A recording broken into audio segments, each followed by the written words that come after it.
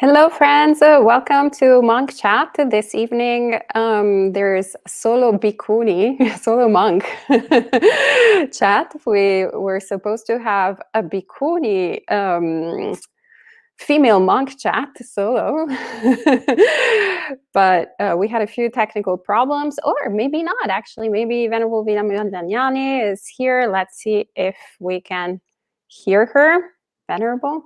Hello, good evening. No, we can't hear you, Venerable. I'm sorry. Unfortunately, we have a bit of a technical issue where Venerable Vidyamandanyani is actually at Empty Cloud Monastery, but due to the pandemic, she's far away, but so close. So she's in her quarantine room and we're having a technical difficulty. So unfortunately, her audio is not happening. So unless we figure out a way to fix it in the meanwhile, you'll have unfortunately just a solo bhikkhuni. Oh, Gita says yes, we can hear her. You can hear her, so I cannot hear Venerable Vidyamandanyani, but you can hear her. Okay, perfect. So then I'll get her back in the screen, and whenever you're ready, you can type in your questions. And all the difficult ones, I'll pass them on to Venerable Vidyamandanyani. And I will practice meditation as she responds, since I can't hear her. But the important thing is that you all at home can hear Venerable.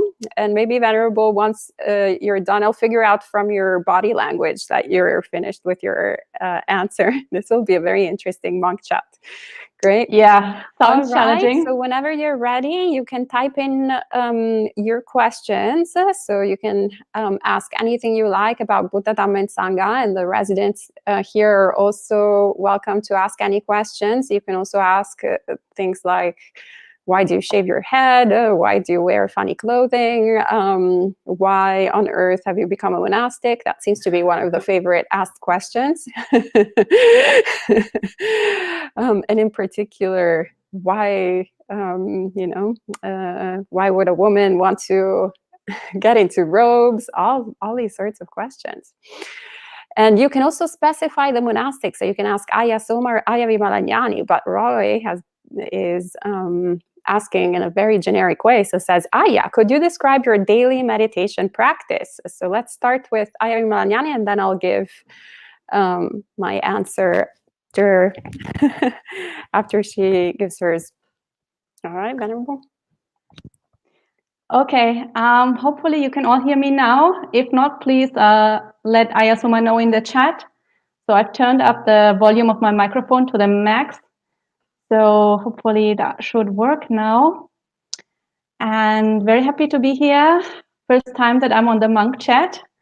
So very exciting to be here. And nice to see so many people joining in. And so the question is about meditation practice. And well, I think meditation is very individual. So everybody has to find their own practice, and people are different. So different people have to practice in a way that's good for them. So it's actually not that helpful to many, because other people have different minds and they have different requirements, and they have different ways of working with the mind. And I'm not sure if this is working. Am I still online?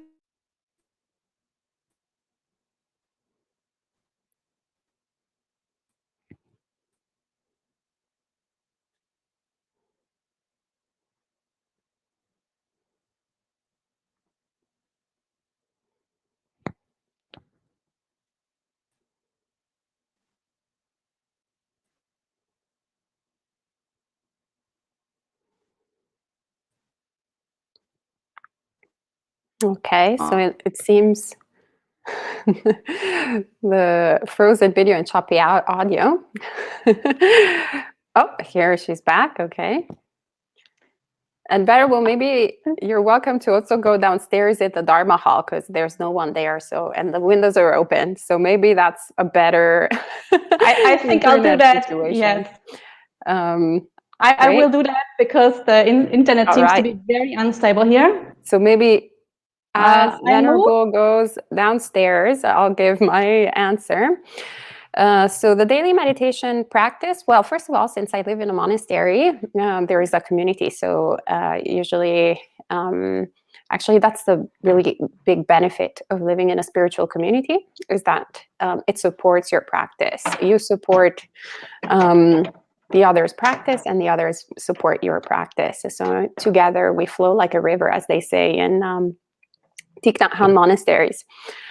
So we have a pretty standard monastery schedule here. So we have puja in the morning, which is usually about 20 minutes chanting, and then we do about an hour of sitting meditation. And then in the afternoon, we have sort of a free open schedule where we can do different types of meditation, both sitting, walking by yourselves, or in the public meditation areas, or outside, outdoors as well.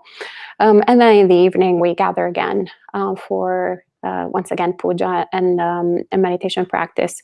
So yeah, usually I try to do a little bit of metta meditation every day. Since my mind tends to be on the grumpy side,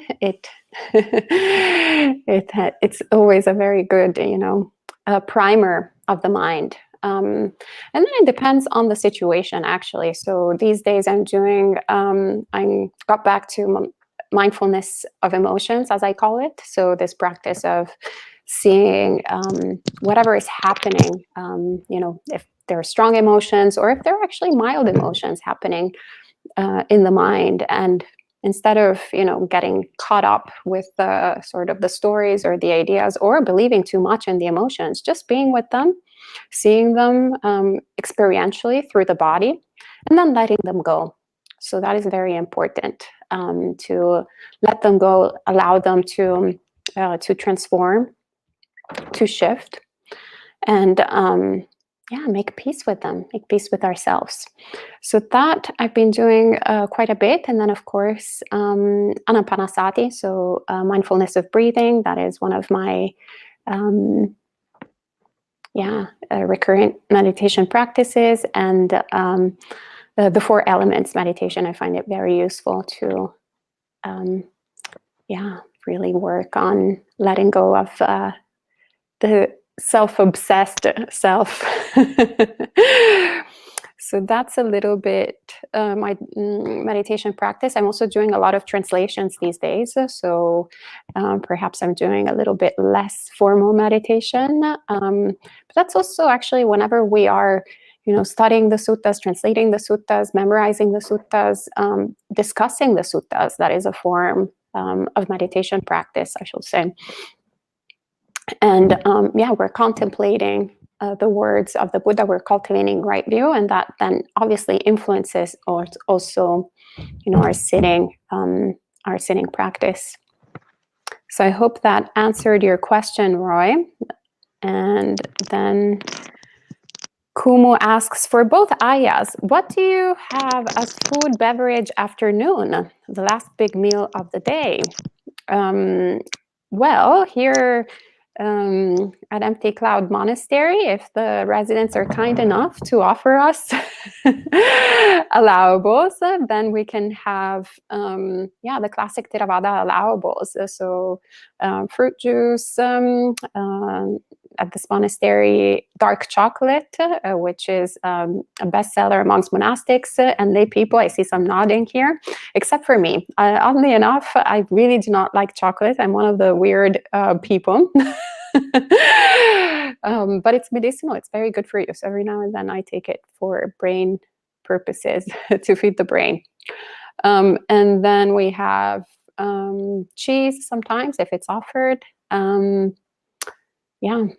Things like that. Roots of sorts, medicinal things. Sugar tends to be a lot of sugar, actually. The rest of the day there's no sugar, but during allowable time there is.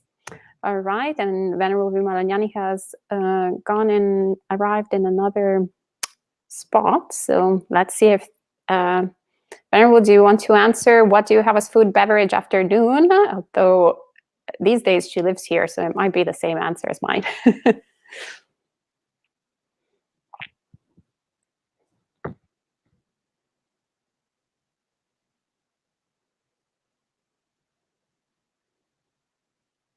I don't know if she can hear me.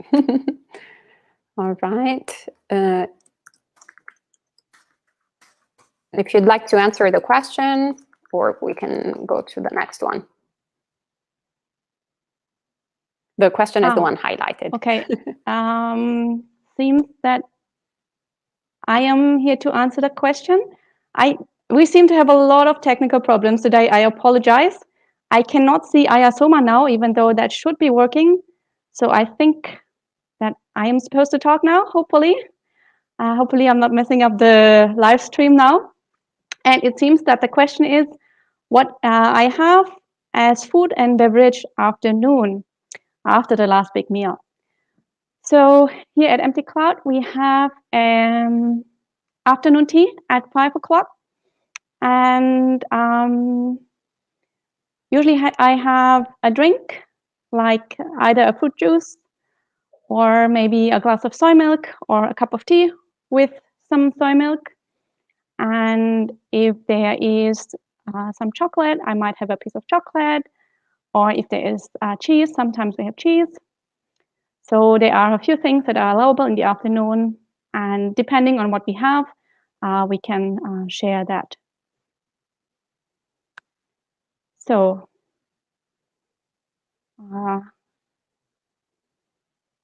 yeah, that's the answer to my question. I still cannot see Ayasoma, so I don't know what's happening now. Great. Okay, so I think I will assume that you're done. This is a really interesting monk chat. And Gita asks, Ayasoma, what time do you get up in the morning and go to sleep at night every day? So generally at 5 a.m. because puja is at 5:30. And I go to bed when I fall asleep, really. There's not a set time. I mean, for lay people, I guess, standards, probably I go to bed very early. Sorry, yeah, very early. For monk standards, I go to bed pretty late. So about, I think 10 p.m. these days, 11 p.m. sometimes. Really depends.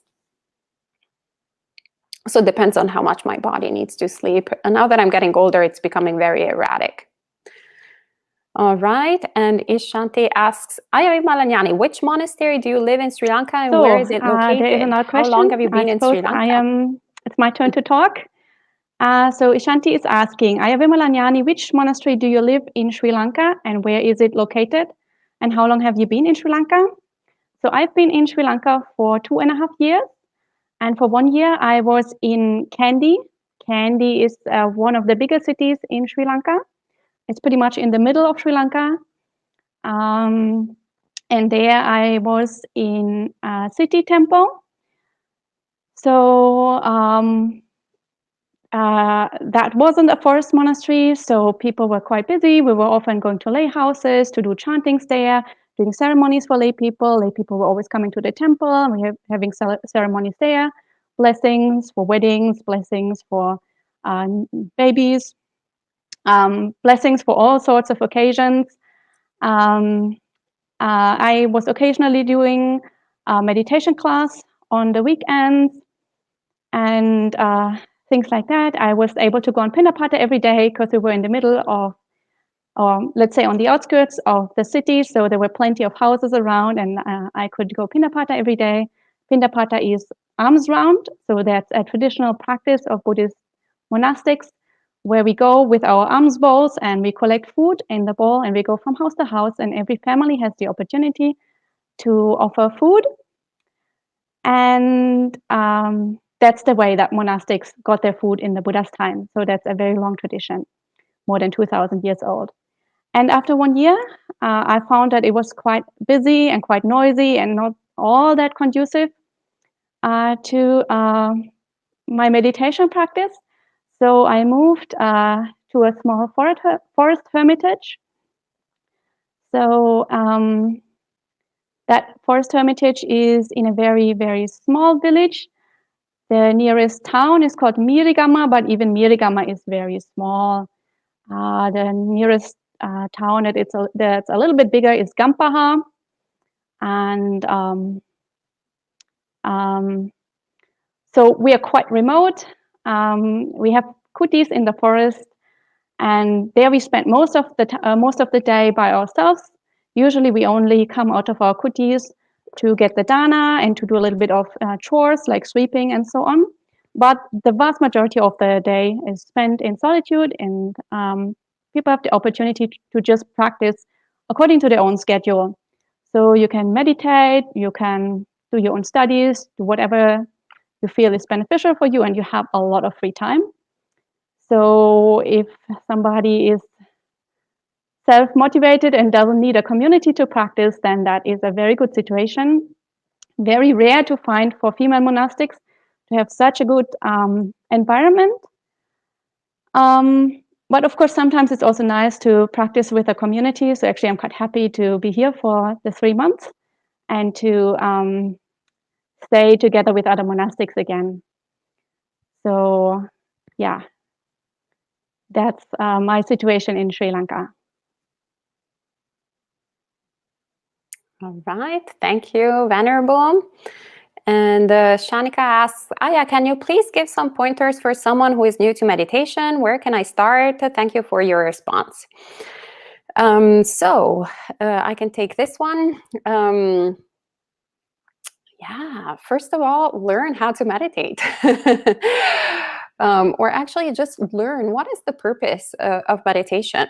So what are we trying to do? Sometimes we get to Buddhist practice with all these ideas or like aspirations of, kind of spacing out or running away from our problems from day-to-day life. A lot of people actually think of monastic life in that way, which is very amusing because it's quite the opposite of it. You think you're running away from your issues, you're don't have to deal with all of that anymore. Actually, you see your monsters, but actually amplified because there is no distraction anymore in front of you. So in meditation retreats, one of the most common things that happens actually is people starting to flee, like really start running away. Remember the first retreat I went, actually it was a 7-day retreat at Bhavana Society. It was a metta retreat. And the first couple of days, I was so blissed out. It was great. And so were the people around me. And then all of a sudden, I started seeing the meditation hall becoming more and more spacious. And that's because people were literally running away. And I was like, oh, why? Why is that the case? That is so bizarre. It's so peaceful here, until all my demons started haunting me as well. And then I was like, oh, that's why. Okay, very interesting. Well, since I didn't drive, I still don't drive. I didn't have a license, and I was in the middle of West Virginia. Then my only option was to deal with it. So that actually is a really good gift. That's when we see that, the meditation practice that we have has a purpose. So we have a mind that is full of greed, hatred, and delusion. And Buddhism offers us many different tools, including meditation, in order to work with the mind and purify it from greed, hatred, and delusion. But we need to have, first and foremost, the willingness to acknowledge that we're not perfect, just as everyone else, everyone else around us is a big bundle of greed, hatred, and delusion, and so are we. And so we take the commitment, we take the aspiration to do the work, and we take the aspiration to also take, if not out of faith, perhaps it's premature for us to take the teachings of the Buddha out of faith, at least we can take them as a working hypothesis, right? So we're like, okay, well, let's see these instructions, let me try them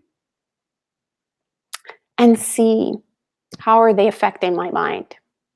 But it's important to understand that meditation is only one, or perhaps you can say two, of the Noble Eightfold Path, right? Two elements of the Noble Eightfold Path. So the Buddha didn't teach the twofold path. He taught the Eightfold Path.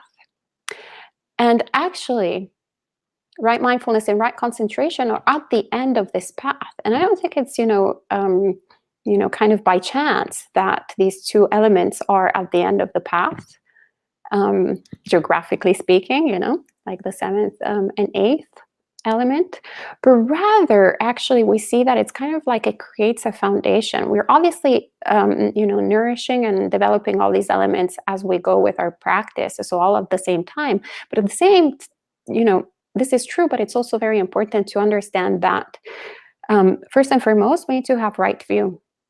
First and foremost, we need to understand what the Buddha taught. What is the purpose of anything that we're doing whenever we are practicing Buddhism? Then having the right intention, not to harm, not to hurt others. The right intention to let go, which means renunciation. So something that goes entirely counteracting our tendencies towards greed, towards accumulation. And then from there, really starting to shift how we go about, the world. So taking precepts, purifying our conduct, not stealing, not killing, not getting intoxicated. That's a difficult one for many. Definitely was a little bit for me at the very beginning. Right? We're so used to it. It seems so normal to be intoxicated when you're intoxicated all the time that then it seems surreal not to be intoxicated. Now it's the other way around. It's just a matter of habits, right? We replace old habits, bad habits with good habits. We start reflecting also, how are we spending our day? Where is our livelihood coming from? So questioning our job.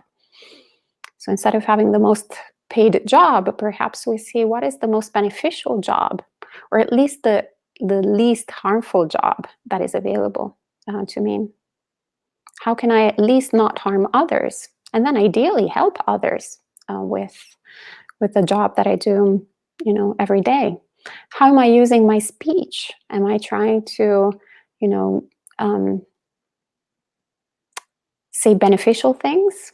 Words that are worth treasuring, as the Buddha says, or am I spending lots of time in divisive speech, or in gossiping, or saying all sorts of nasty things about different people to separate them, and for them with the idea that they will like me better than everybody else, perhaps, right? Preview, actually, it's always the opposite. It's an element of delusion that we think that by saying bad things about others, then other people will like us, right? But yeah, so how are we speaking, and how are we acting in the world? And then from there, once we create actually a basis of goodness, a basis of renunciation, a basis of non-harming, then it will be so much easier. The mind will have been so primed to then sit in meditation and do all the different practices, to even observe the breath. The mind will be less restless, because there won't be really, for example, any remorse. Right? Oh, why have I done that? Oh, that I shouldn't have said that thing. Oh, da da da. Lots of different memories from the past. As a matter of fact, actually, we can contemplate our own goodness. That is a meditation practice that the Buddha recommends to delight our mind. So instead of thinking about all the bad things that we've done and regretting it and having a really bad time, instead we go, oh, wow, I didn't kill. Well done, Ayasoma. That's great. You didn't steal either. Well done, Ayasoma. That's awesome. Yeah. You didn't spread any gossip, even those people are not that nice, but you didn't actually say anything bad about them. Good, well done. That's great. Yeah. So, and so forth. So you can recollect your own goodness, and the mind just delights. And then you're like, oh, actually, In a few days, we're going to be practicing like the arhats during the Uposatha. So that's the invitation that the Buddha gives us, at least twice a month, to take the precepts, for lay people to take the precepts and reflect that whenever we're practicing the precepts, we're practicing like an enlightened being. So yeah, we're like, oh, this is great. I'm doing really well. That's wonderful. And then even when it's not the Uposatha, I'm not killing. Very great. Yeah. So absolutely, first and foremost, look at the things that you can do the rest of the day. And then start by training the mind. Start training the mind in little fragments, not going, now I'm going to do from 0 to 100%, although I did that, so maybe, but I'm a little bit crazy, I didn't have any meditation practice, so I went on a 7-day retreat intensive and learned as I went, but that could be a little bit, also not very much available these days during the pandemic. But yeah, like start perhaps 5 minutes a day, every morning, make that determination. Then to 5 minutes in the morning, 5 minutes in the evening. Then once you feel like you're comfortable with that, you can add 10 minutes, go in incrementals.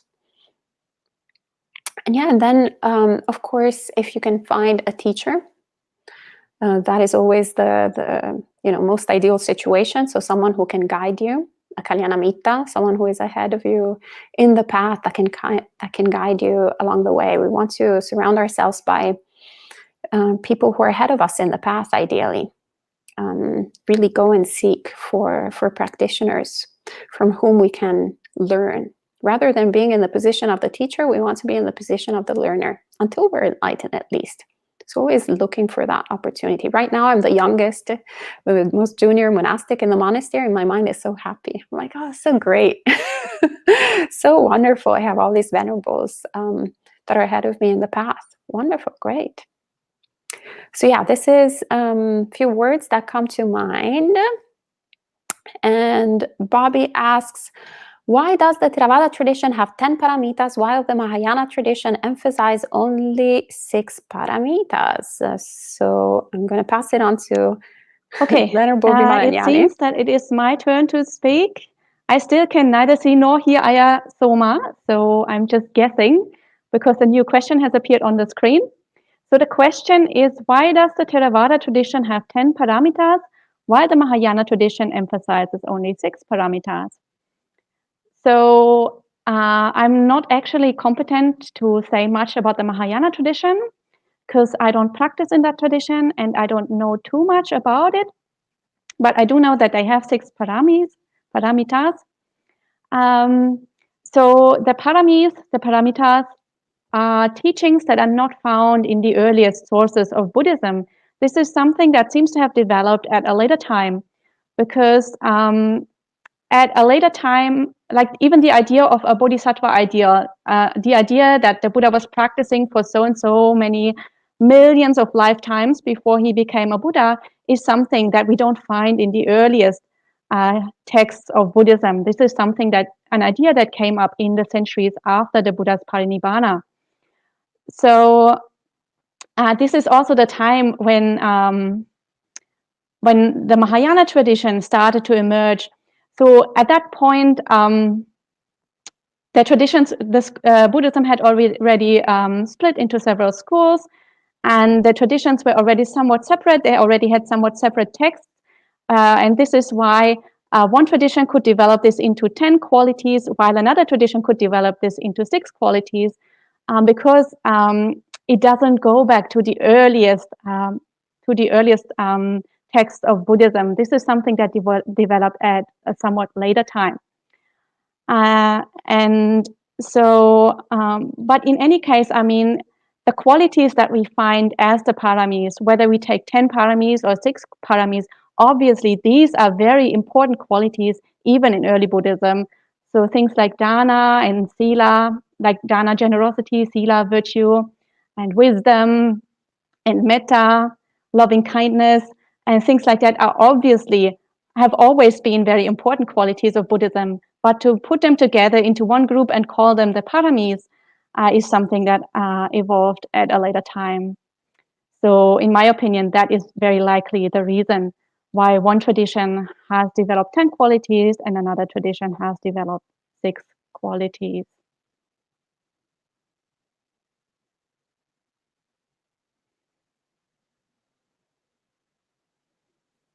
It looks like Venerable has finished, I believe. And it's very interesting. I really, it's a practice of interpretation. And let's see, lots of comments on dark chocolate. Yes, Mary Bantisudasu was very happy about the 80% chocolate. Anumodana sadhu. Yes, everybody is enjoying it, both Bantisudasu and everyone else at the monastery. So you get to do double, triple, quadruple the merit. And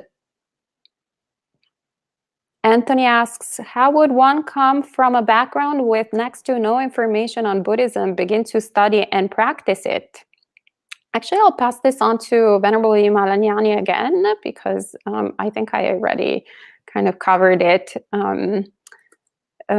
before with my other question. So let me write to her 1 second. Okay. Oh, okay. So it seems this question is for me too. I don't know if Ayasuma already has given an answer or if I'm the first one to speak. So hopefully I don't repeat what she just said.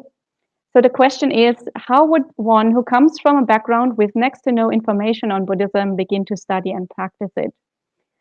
So I think it depends very much on the character of the person. Some people, like, it depends really what people are leaning towards most or what they find most inspiring. Some people would find maybe the community life most inspiring. So for them, it's good to attend group activities, maybe come to give dana on days when lots of people come, and then attend the program, the Dhamma talks, the meditation sittings, the instructions that are given there, and just mingle with the community and get into Buddhism that way by just informally talking to people. Other people maybe have a more scholarly bent, so they might want to read like scholarly books about Buddhism. But I think many people come into Buddhism because they're very stressed out, because they have very frantic lives, and because they're looking for a bit of peace. So most people are attracted maybe by meditation, or maybe they've heard about mindfulness and heard that that's a good thing. So they come into Buddhism like just because they're interested in meditation. So for those people, obviously, it might be good to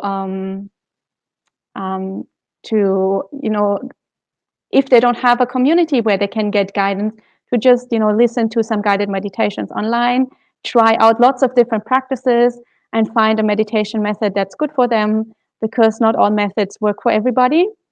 For some people, it might actually be best if they just jump in head first and straight away go to a 10-day retreat, and just immerse themselves fully in the experience for some time, without doing anything else, just being on retreat, just meditating and just learning about Buddhism through the Dhamma talks that are there, that are given on the retreat.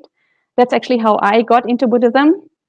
I was just looking for some stress relief, and I decided to go on a 10-day retreat. And then on the 10-day retreat, I decided, okay, I have to give up my life and become a nun. So for some people, it just happens like all of a sudden. But for most people, it's actually better to try to do it gradually. So especially in this pandemic where we can't actually go around and visit different places, YouTube obviously is a very good place to start.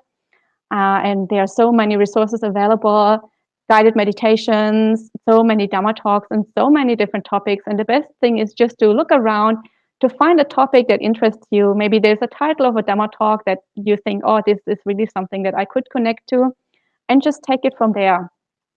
And just, don't be so serious. Just, allow yourself to play around a little bit, to look around a little bit, and And don't make this into another, perfectionistic thing that you have to get right from the start and you have to have the perfect path mapped out already. And it's actually good to explore and to be open-minded, to also look into a few different traditions. Maybe apart from Theravada, maybe Zen would be interesting to you, or maybe you would like to focus on early Buddhism. Or maybe there are some Tibetan practices that are interesting to you. So, just, take it easy in the beginning and just look around what's there. And then after a while, I think it's naturally there will be some practices or some topics that interest you more, and then you can go deeper there.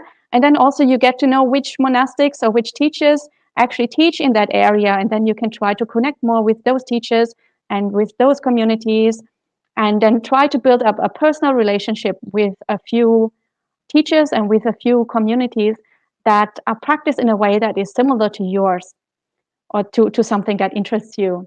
And just slowly try to build up your practice that way. And, just try to do it in a natural, organic way without being too perfectionistic about it. So that would be my advice. All right, thank you, Venerable. And Gita asks, Aya Soma, your parents must be missing you. I know you mentioned you're going to see them soon. Yes, I haven't seen my parents actually in 3 years, which in Italian time is 30 years. So it is quite a long time. If everything goes well, pandemic permitting, after the Vasa, I will be going there and spending quite a long time actually to catch up on all the sort of time that has been lost. Unfortunately, the pandemic has made it very difficult to travel, and also my parents are quite old, so I didn't want to endanger them by going there earlier. I was supposed to, but then as soon as the time was near, there was some new variant and some new kind of problem. But hopefully November, if all goes well, I will go and hopefully I will pay back my parents and convert them all to Buddhism, but it's very unlikely. I'll just go there and take care of them for a little bit and still not pay off my debt towards my parents, but at least yeah, be there. All right, and Gita asked, Venerable Vimalanyani, how did you come across Buddhism, Okay, and so what I guess made this you question is to for go you, for me, because there's my name there. So the question is, how did you come across Buddhism, and what made you decide to go to Sri Lanka? So, I came across Buddhism because I was having a very stressful job and I felt very stressed out. And when I went home, I still couldn't let it go. I didn't feel like I could, get any distance from that very stressful environment. So obviously I heard that meditation can help you relax. And I signed up for this 10-day course.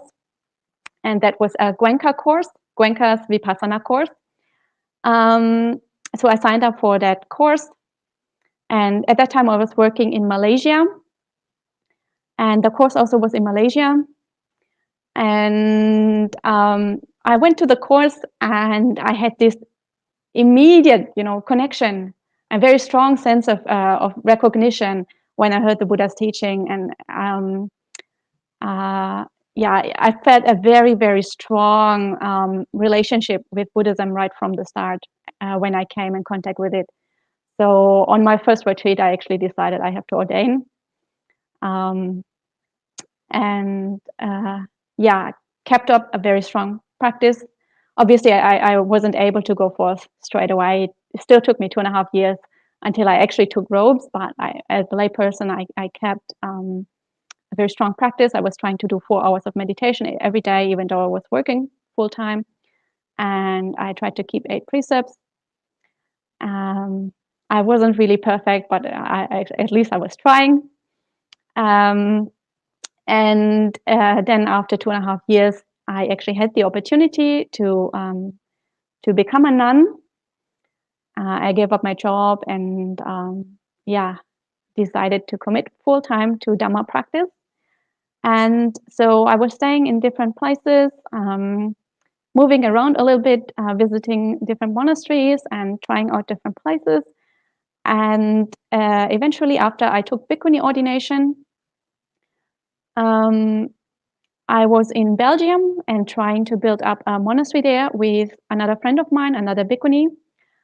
And the project ran into pretty big problems and things didn't quite work out. So I had to find another place. And at that time, I had another friend who was in Sri Lanka, and she had invited me a few months earlier to come to Sri Lanka. And it sounded really nice. And because there was already another German nun there who said she'd help me to find a good place. So it was kind of natural for me to go to Sri Lanka. And obviously in Sri Lanka, there are like tens of thousands of monastics. So it's a very Buddhist environment, and it's not that difficult to get support there and to find a place to stay. So Sri Lanka is actually fairly good place if you're open-minded and if you can adjust to the climate and the culture there, which obviously is a little bit challenging for us Westerners because it's extremely hot, it's extremely humid, the food is very different, the culture is very different. We don't really properly speak the language. It's not outside of Colombo, the capital. It's not that easy to find people who can speak English. So there are quite some challenges, but of course, as monastics, we are homeless and we are wanderers. So sometimes it can be good to just put yourself into a new environment and see how your mind reacts to it and how you can find your way in that new culture and that new environment and challenge yourself a little bit.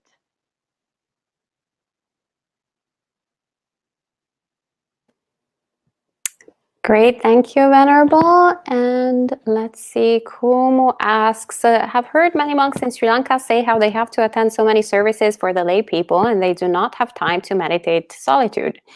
Is it possible to get away from that service-oriented tradition there?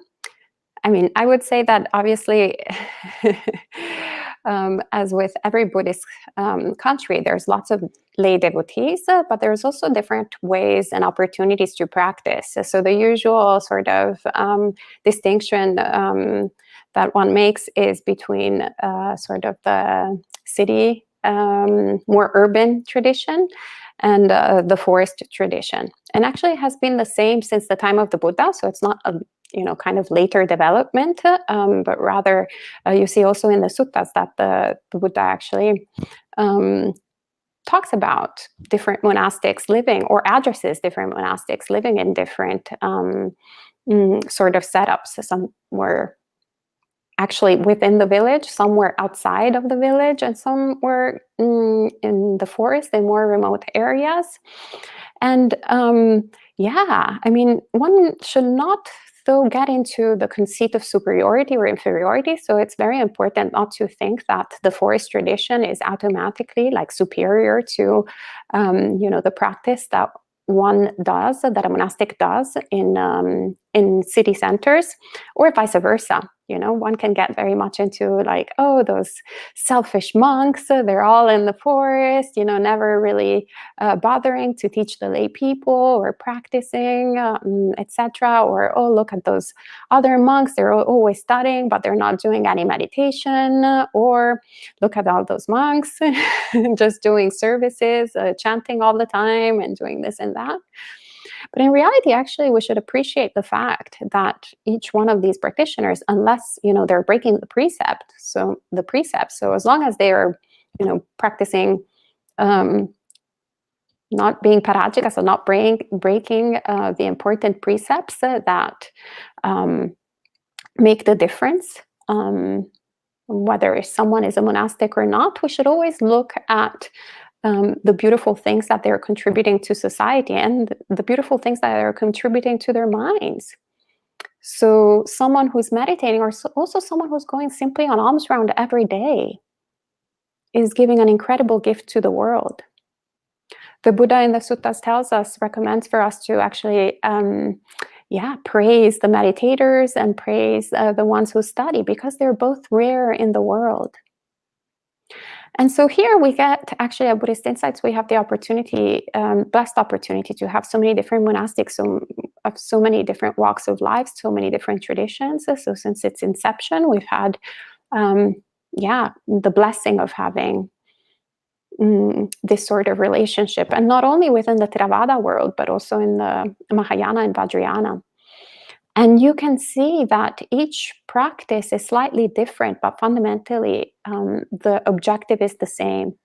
And you see how each one of these practices helps to point the mind in the right direction, helps to shed away greed, hatred, and delusion, helps to cultivate wholesome qualities. So actually, I personally know both Sri Lankan monks who both here in the US and in Sri Lanka, both monastics who do a lot of services for the lay people and perhaps are a little bit overwhelmed by that, but also a lot of forest monks. That appear out of the woods every now and then. And most of the time they're in hiding. And all of them are really wonderful practitioners. So it's good to reflect on that. And Gita asks, Soma, what are 3 tips you can offer to lay Buddhist devotees that we can do daily aside from our precepts? Well, I would say, aside from the precepts, well, it's already very ambitious that you want to do something else aside from the precepts, because actually, practicing the precepts impeccably, and I think, Gita, I'm pretty sure that you practice the precepts impeccably, so sadhu, sadhu, sadhu.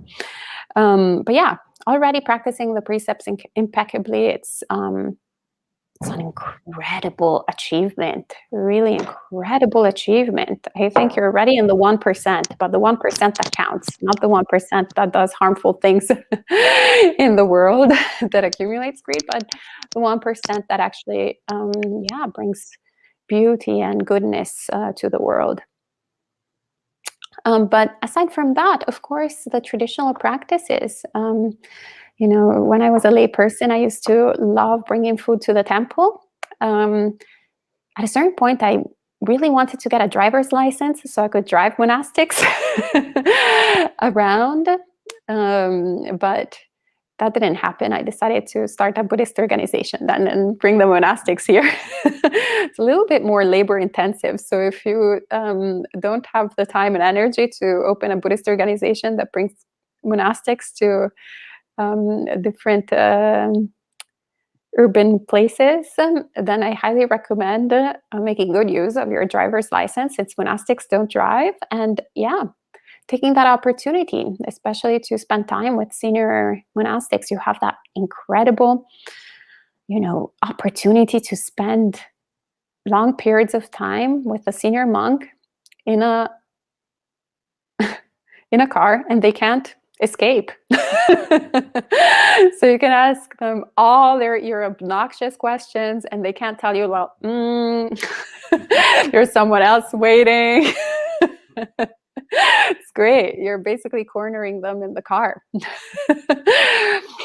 And I'm joking about that, but actually, these are also they're not really my tips, but actually these are the tips that the Buddha has put in, actually, within the monastic precepts. The reason why we can't cook our food, and for all of our requisites to be offered by lay people, is to give the opportunity for lay people to spend time with us and to spend time supporting the Sangha.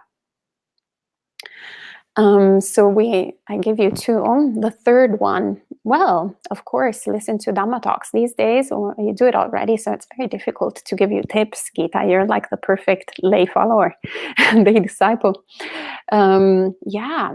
But definitely listening to the Dhamma, asking questions. These are all things that the Buddha encourages lay people to do. Actually, he encourages also monastics to do all the time. Even when we don't have, a question, to look for a question to ask. really work hard, because that means that we're paying attention to the Dhamma. We're listening with attentive ears.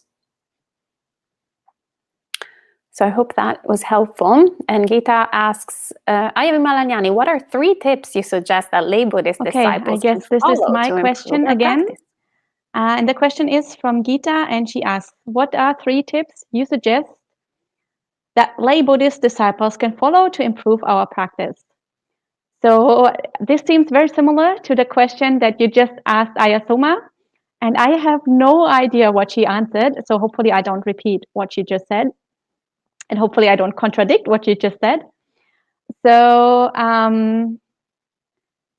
just now you were asking 3 things apart from your sila, your 5 precepts. So obviously 5 precepts is something, if you don't keep them, then that is something you should do to improve your practice. Other things are, of course, something that is really helpful is to try to lead a fairly calm life, fairly stressless life if you can. So don't pack your days to the max with activities. And when you're at home or when you're in the car, try to enjoy some silence. Try not to, listen to the radio or listen to music or, have whatever Netflix on the entire time. Just, try to keep a fairly calm environment. So that is one tip I would say. Another thing is, of course, very important. Would be good to practice generosity every day. So if you have monastics around, that is obviously something you can do to give dana. If there's no monastic around, then you can practice generosity, obviously, with any kind of being that is around you. So the Buddha said, even giving to an immoral person comes back to you 1,000 times. So the good karma comes back to you 1,000 times. If you give to a moral person, of course, it comes back more than that. But even to an immoral person, it will come back 1,000 times. If you give to an animal, that will come back to you 100 times. So even if you live alone, maybe you meet somebody that you can share something with. But even if you don't meet anybody, you can still share something with an animal. Even if it is just an insect, you can share a little bit of food, or you can, give a little gift to some kind of animal, maybe to a bird or something. So practicing generosity every day. And then you asked for 3 tips. So another tip is practicing thoughts of metta, at least for a few minutes every day. Try to be kind, especially to yourself. Many people have difficulty being kind to themselves. Many people always put themselves down or feel they're not good enough, or feel very insecure, very shameful. So being kind, especially to oneself, is a very important practice. So doing some kind of metta, and these are practices that I think everybody can do. And then I give you one bonus practice. So the Buddha really recommended to lay people doing metta practice, but he said if you can do the perception of impermanence every day, even for the time that it takes for a finger snap, so for 1 second, that will be even more beneficial than doing a very long metta practice. So just, reflecting on impermanence from time to time, that would be so helpful for your practice. So for example, when you're doing the dishes, you can reflect, previously the dishes were clean, now they're dirty, now I'm cleaning them again, but they will get dirty again. So, reflecting on impermanence in your day-to-day life, or when you're brushing your teeth, just, establish mindfulness and reflect. Now I'm cleaning my teeth, but next time I eat something, they will get dirty again. So just incorporating these small practices into your daily life can be very helpful. And if that's something that interests you, then, for example, the Thich Nhat Hanh tradition, they have these very, very beautiful gathas. And whenever they do these routine activities, such as dressing or pouring tea or brushing their teeth or washing their face or whatever, they have these small gathas, that these small like mini poems that they recite to reflect on a Dhamma topic while they are doing the activity. So they are, if this is interesting to you, then you can look into that and look into Thich Nhat Hanh's books. And there's a book for novices, especially written for novice monks and nuns, where all these gathas are collected. So,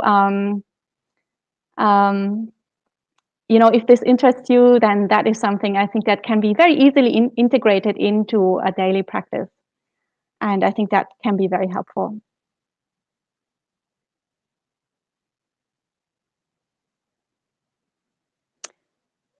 So I guess this question is also for me. And the question is, does the Goenka method concentrate more on the Vedananupassana method, meditation on feelings? Well, the Goenka method starts with anapanasati to establish a certain level of samadhi, a certain level of mental calm. And then they do in fact move on to meditation on bodily sensations, Vedananupassana. That is one of their main focuses, and they pair that with the reflections on impermanence, anicca. So reflection on impermanence is obviously not a Vedananupassana practice, that is a Dhammanupassana practice. So reflection on Dhamma states, on mental phenomena. So it's actually a combination of various Satipatthana practices. Mindfulness directed to the body, mindfulness directed to sensations, mindfulness also directed to dhammas, the mental states. So if you, in the beginning, it can be a little bit overwhelming because there's so much that you're supposed to do. But if you become proficient in it, for some people, for many people, this is actually a very beneficial method because it's so much integrating the bodily sensations, like the bodily experience, and what is happening in your mind at the same time.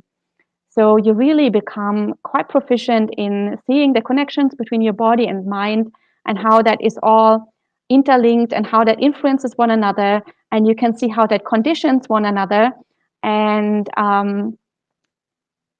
if you become skillful in this technique, you can actually go a long way in understanding how conditioned phenomena arise in your mind-body system. So for some people, that is a really, really very good method. For other people, they don't connect at all with that method.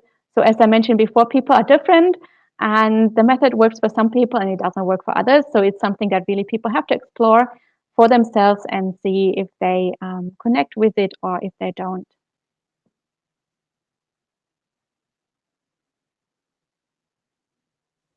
Great, thank you, Venerable. And Scott asks, hello, I notice how now after practice the suffering others have due to views and opinions, compassion does arise. However, it is hard to see people suffering like this. Any advice? No, I notice now after practice the suffering others have due to views and opinions. So I assume you mean not that you practice suffering, but that you notice that others are suffering. And they're suffering due to views and opinions. So compassion does arise, and that is wholesome. But compassion, though, are you sure it's compassion and not pity? Because pity can be a bit of a near enemy of compassion. So compassion is actually what I really like is the translation of anukampa rather than karuna, which means literally trembling together. So understanding that the suffering that others have is no different than yours. And that's when we can truly have compassion. So do you see in yourself how you are suffering due to views and opinions? Or are you only focusing on others suffering due to views and opinions? So when we actually acknowledge that, other people's problems are also our problems, And not only because we care, but also because they're present in our mind. And I feel like we're getting a little bit closer to compassion, really closer to this, what we're talking about in terms of universal um, experiences. Greed, hatred, and delusion are universal experiences. They're not outside of ourselves. They're inside and outside, because they're actually technically no difference, but we'll get that to, perhaps we'll talk about it another time. But really, it's very important to see actually how we're grasping towards views and opinions, and how we're grasping towards likes and dislikes. So actually having views and opinions is really normal. Greed, hatred, and delusion is really normal. That's why we call it Buddhist practice going against the stream. We're trying to do something really unnatural. Remember, this was one of the most difficult things for me to accept at the very beginning. Because we have this kind of romantic idea of nature. But actually, when you really spend time in nature, you see how really intense, full of suffering it is. When we had, our friend chickens here, oh, wow, it was so obvious how how much suffering there was in their daily life, even when they didn't have a million predators that were trying to eat them and kill them. So we see how, the chickens actually are not terribly different than us. We also have a monastery cat here, Stan. It's so cute, actually. He has taught me so much about my mind. And that's because sometimes he experiences these like strong bouts of dukkha where he's like, okay, I'm pretty sure that, if I have something to eat, I'm going to be happy. Then he gets something to eat and he's like, oh, well, it worked for a second. Now I'm sure that if I start, running around the room, I'm going to be happy. And he starts running around the room, and then afterwards, he's still not happy. So he's like, oh, no, if I'm going to start knocking down things, I'm going to be happy. And then he's happy, yeah, for a second, but then he's back at it. And so this constant, like a hungry ghost, right? Small mouth and a giant stomach, never filled, never fulfilled. And we can have this kind of sense of conceit of superiority, like, oh, what a stupid cat. Oh, really? Oh, look at the chickens, are constantly there pecking at their food, or look at, the fox. They're doing all those unwholesome deeds. But actually, is our mind really that different? When Ajahn Pasano was here, he was inviting us to reflect. Are we really, truly taking refuge in Buddha, Dhamma, and Sangha? Or are we taking refuge in the fridge? As soon as we come home, we're like, oh, I can't take this anymore. Let me find some relief in the fridge. Or are we taking refuge in the TV? Like we turn on the TV and watch something, or Netflix, whatever it is these days that we turn on to distract. What are we actually taking refuge in? And so that's truly, when we have this understanding, that's when we start experiencing compassion, but also start getting closer to equanimity. Because we start seeing things as they really are. We start seeing how also these views are dependently arisen from causes and conditions. And we can observe how they are dependently arisen in others, and we can observe how they're dependently arisen in ourselves. And once we actually see how these are dependently arisen, then suffering starts to cease a little bit, When people start saying hateful things about you, perhaps, they're not particularly happy that you're a bhikkhuni, for example, or they have different ideas on female monastics, etc. At the very beginning, we can personalize that. Both that there's something wrong with us, and both that there's something wrong with the person in front of us, that perhaps they're particularly, hateful, or particularly greedy, or particularly deluded. But then when you start really looking closely at things, you start understanding how those views come into being. And it still stings a little bit, because you're still unenlightened and you still, want for everybody to like you. But realistically, that's very difficult. Even the Buddha wasn't liked by every single person in the world. So, yeah. Very difficult for an unenlightened person to be liked by everyone. So, yeah. We can start seeing how those pernicious views come into being. And we can start relinquishing the desire to uproot all those terrible views that people have around us and actually empower ourselves to uproot the ones that we have in our minds. And perhaps the pernicious views that others have about us, but that we also have about us in our minds. We can yell so much about how the whole world is misogynist, for example, but how is misogyny in my mind? And that's something that I can actually work on, looking at it, analyzing it, and seeing how it's dependently arisen and dismantling it and tossing it away. Relief from suffering. And then in that way, instead of telling people stop having views, stop doing this, stop doing that, actually we can lead by example, because we're actually doing the work.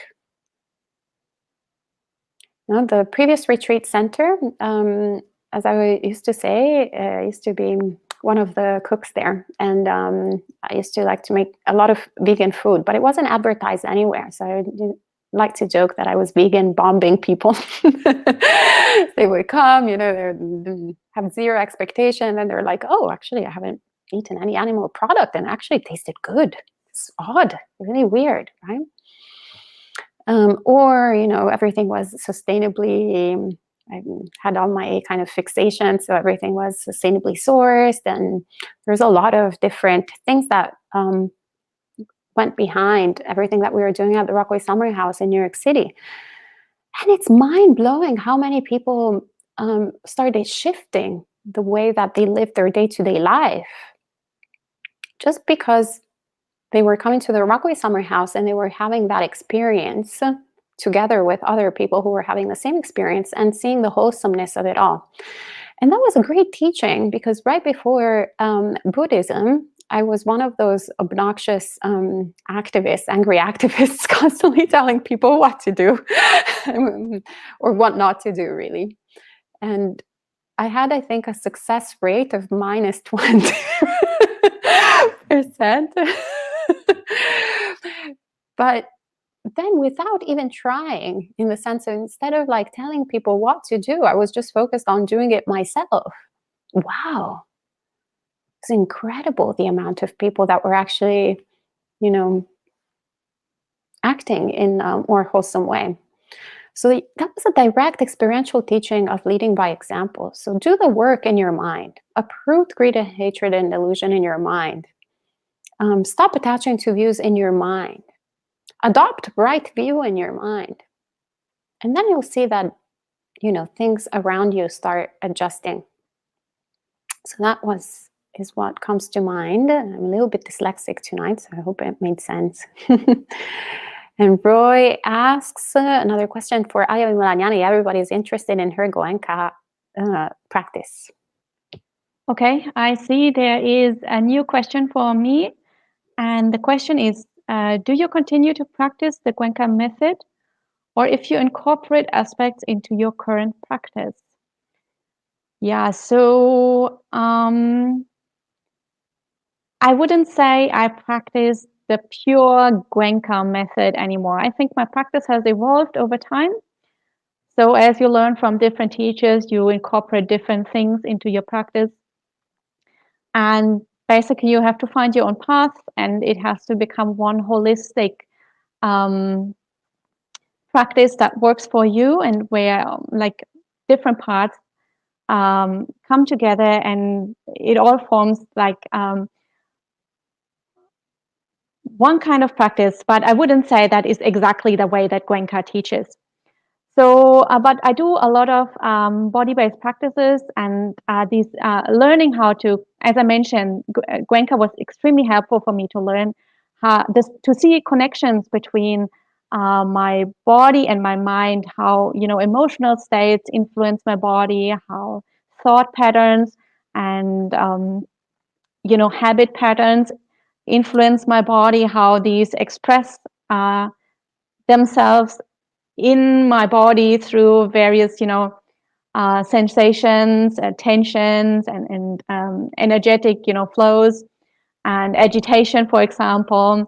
If you have thought patterns that are very intrusive, or emotions that are strong, then you can feel those in different parts of your body, and see how that impacts each other and how that also conditions each other. So I would say Goenka was very influential for me, but I also incorporate other things. For example, Goenka also teaches metta practice on the last day of the course, and the method that Goenka teaches for metta doesn't work for me at all. So as long as I was just doing the Goenka practice, I really couldn't establish any kind of connection with metta, and my metta practice was really weak as a result. But then I learned other methods for doing metta, and after I became a little bit more skillful in those other methods, my metta practice really improved very strongly. And that's again why I say that really we should try out different methods and find things that work for us, and that will be very individual for every person.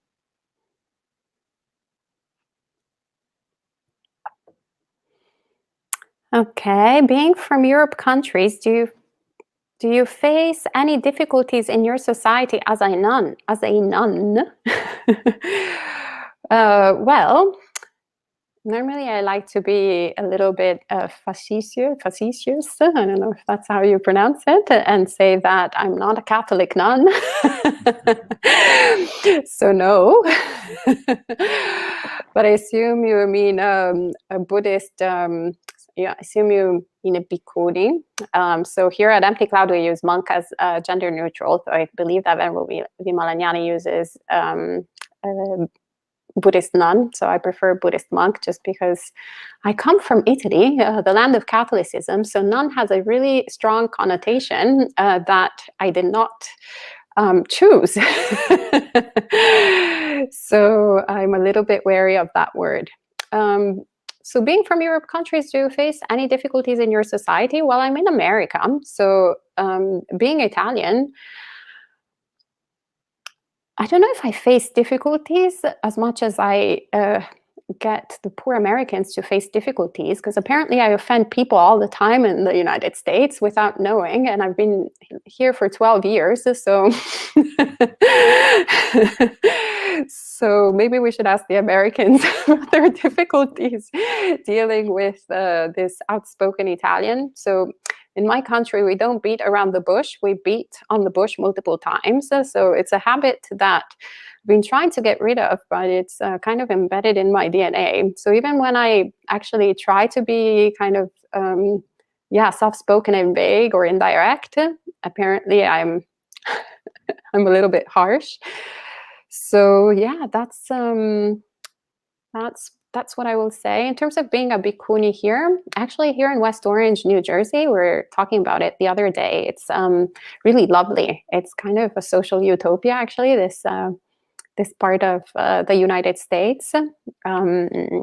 Yeah, the Newark area, not New York, the Newark. Yeah, it's a really beautiful area, actually.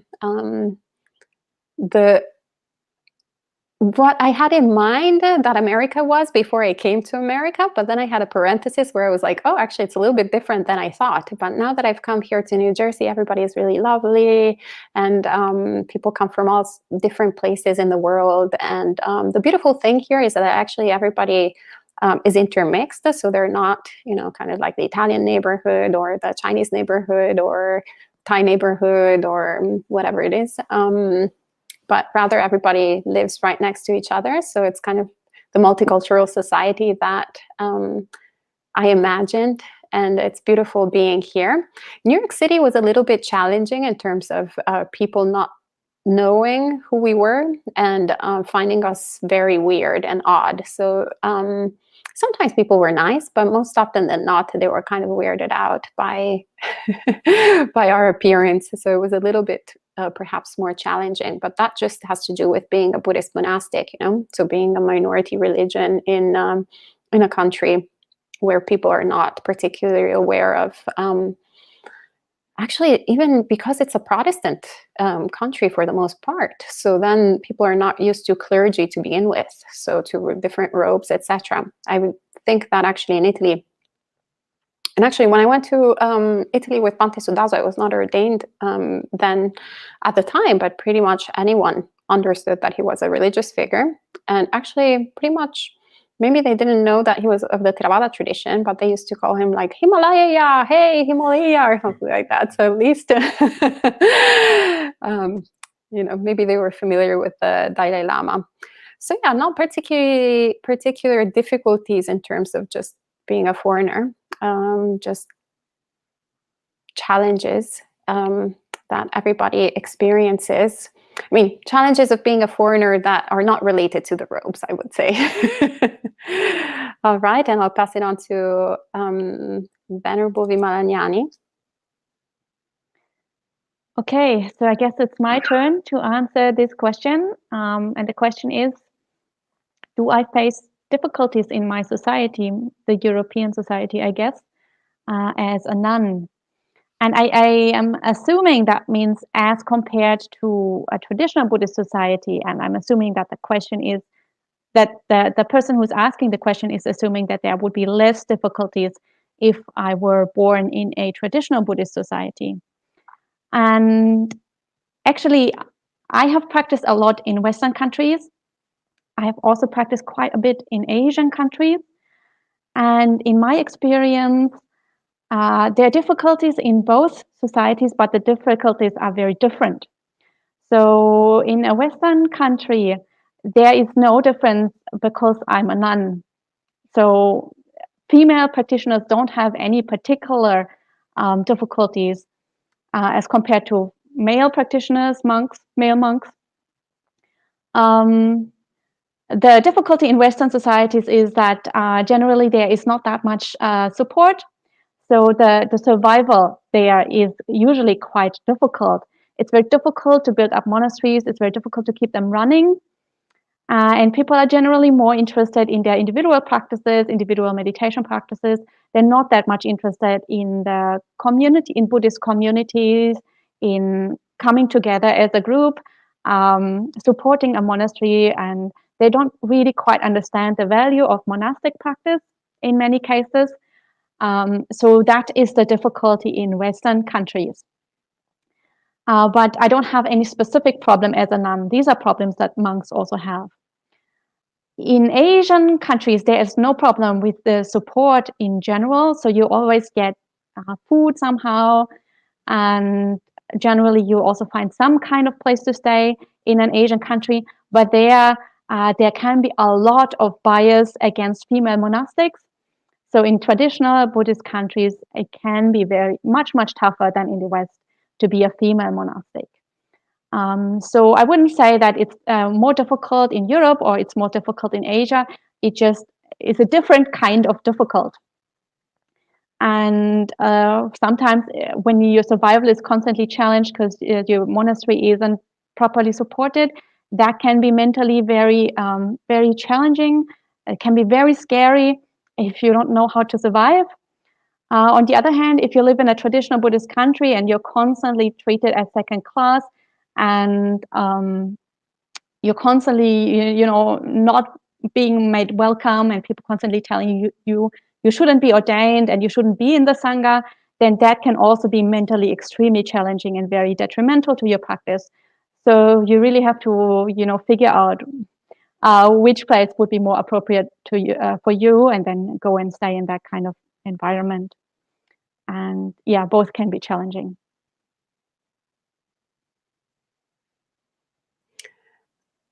All right, and our residents have some questions. So maybe Joseanne. Yes, for both of you. Have you learned something recently that has inspired your practice? And if so, is it something you can share with us? All right, let me write it down for, have you learned something recently has inspired your practice? That's inspired your practice? And if so, it's something you can share with us. Share with us. Okay, so this is the question. Josanne is asking, have you learned something recently that has inspired your practice? And if so, is it something that you can share with us? I'll pass it on to Venerable Vimalanyani because she's looking, and then I'll give it so I have time to think about it.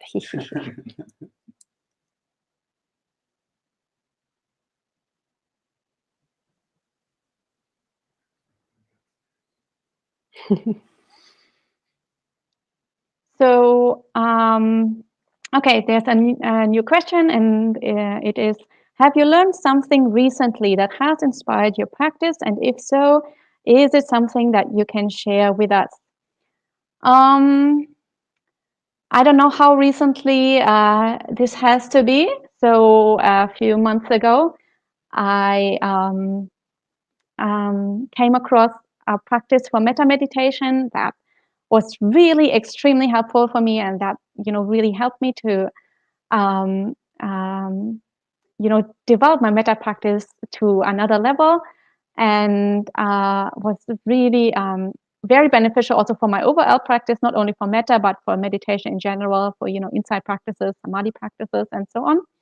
So actually, I'm giving a Dhamma talk tomorrow evening, and I will also give a guided meditation there, and hopefully we can try to explore that metta practice together. So I'm a little bit conscious of the time. I see we're sort of coming towards the end, so I'm not going into detail now, but I invite you all to tune in tomorrow if you want to hear about that.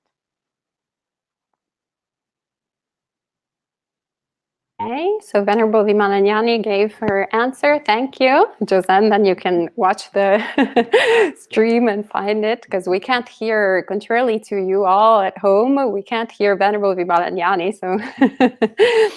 So we have to imagine her answer. And something that recently has inspired my practice. I was trying to think of something, but these days I am translating all the time. So yes, the Dhamma keeps on inspiring me, but there is not like one thing in particular. Perhaps actually, in translating the Trigatha, what I realized is that there a lot of the translations, just in general, not necessarily the Trigatha, but they're influenced by the commentaries. And the commentaries sometimes will have a radical different interpretation or a different they will say something that sometimes, at least to my mind, seems in exact opposition to what the text says.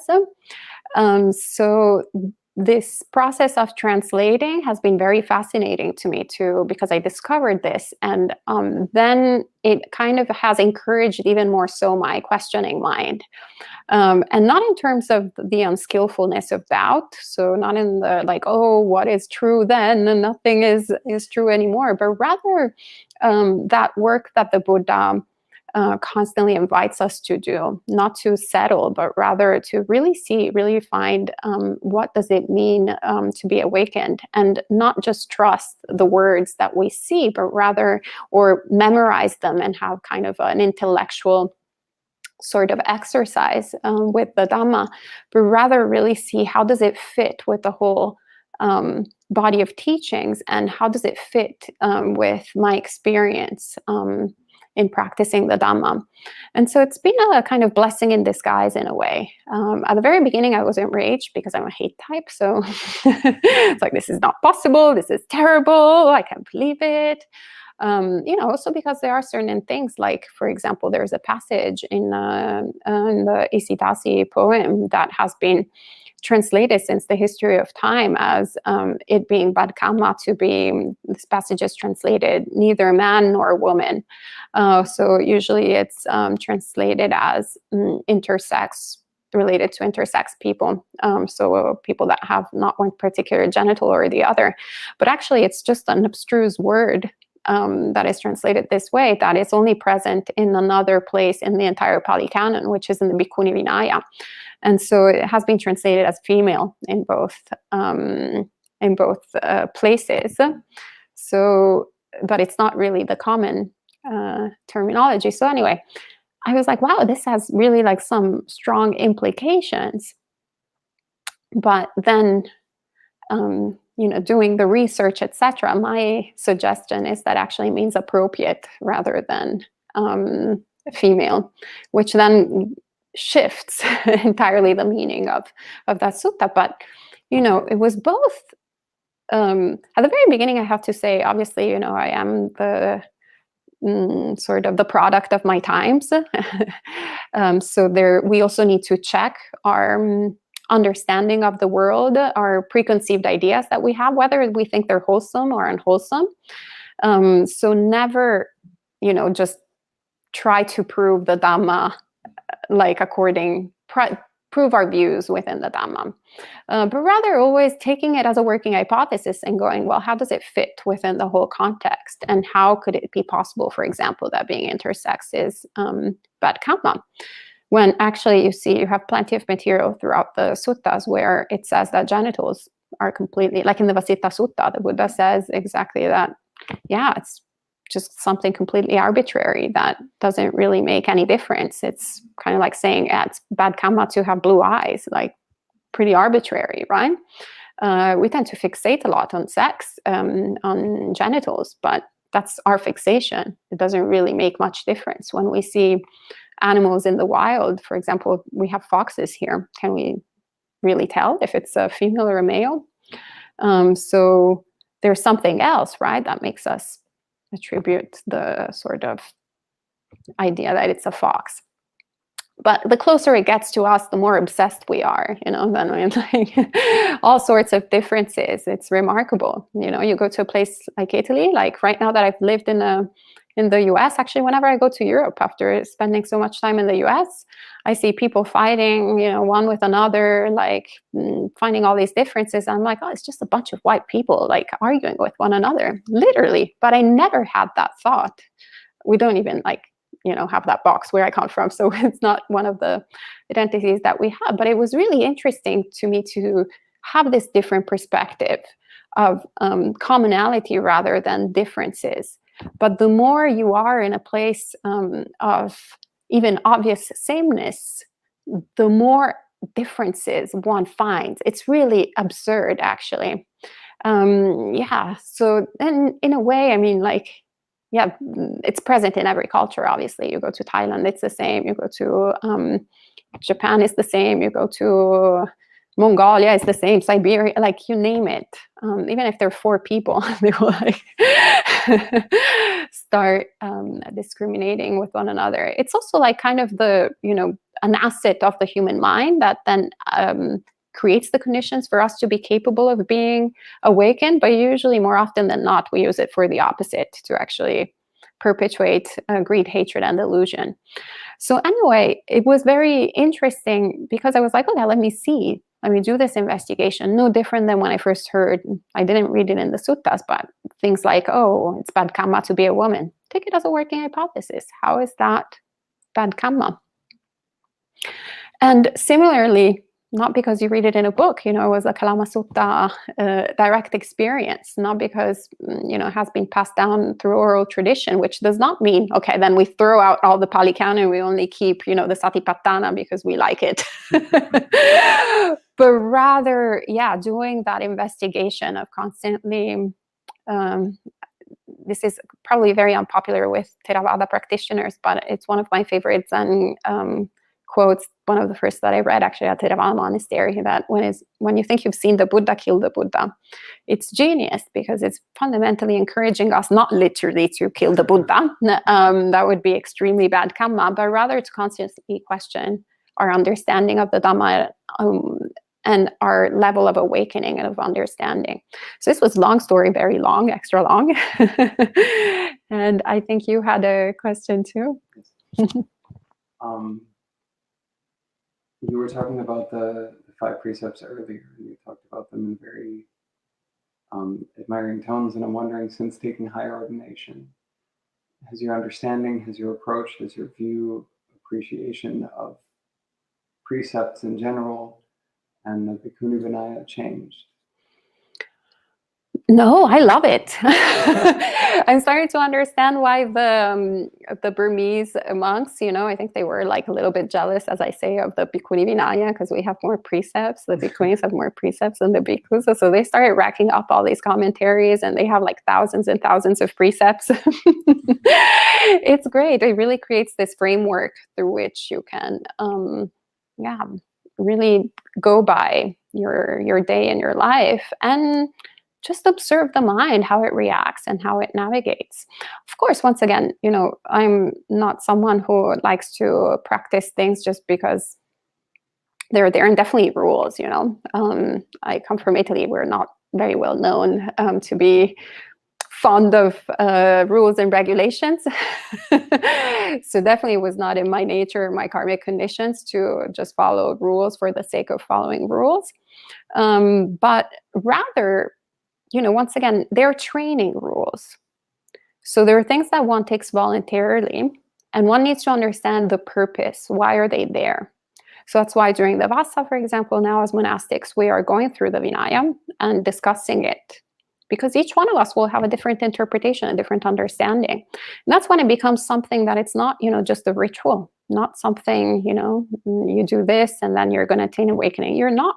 That's actually one of the factors that we need to get rid of in order to attain stream entry, attachment to rites and rituals.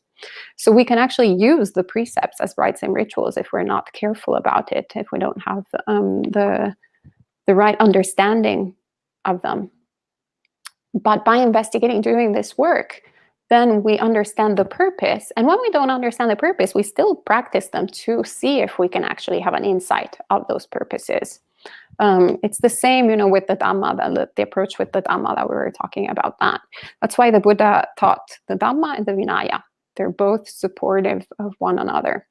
And it's the same for lay people. I didn't go from 0 to 311 overnight. Like, I went from 0 to 1, 2, 3. Actually, I wasn't 0. I was already, I think, 1 or 2. I can't remember.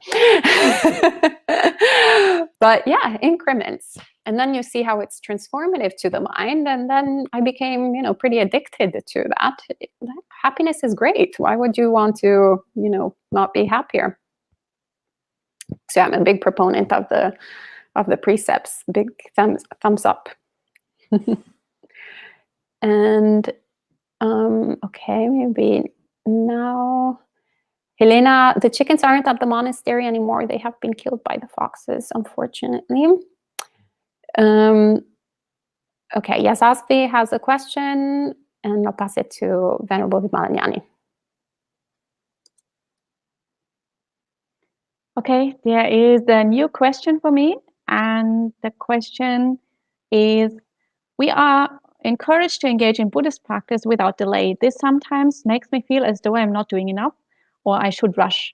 Any advice to find some balance? And I'm told that I should give a Zen answer. So yes, the practice is all about finding peace. So it's the opposite of rushing. So as long as you're cultivating peace, you're doing enough, you're practicing well. So as long as you're not getting stressed out, do the opposite of getting stressed. So yeah, as long as you relax, as long as you practice metta, as long as you practice kindness, you're doing enough. So don't get stressed out.